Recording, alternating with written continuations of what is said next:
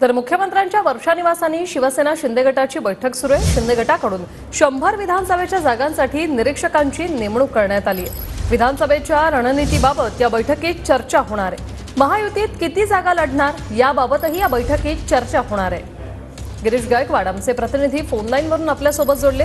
गिरीश, काय सविस्तर माहिती?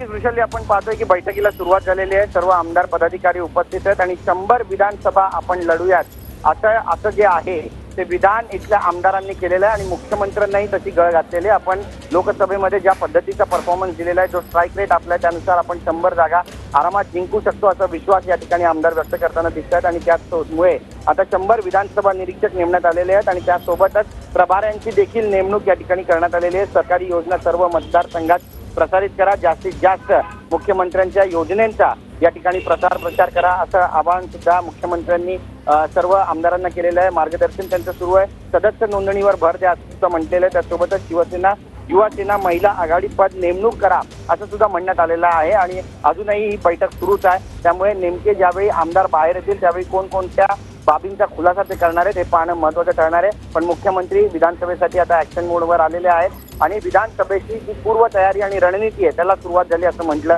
तर वावगं ठरणार नाही। वृषाली, धन्यवाद गिरीश, तुम्ही दिलेल्या या सविस्तर माहितीसाठी।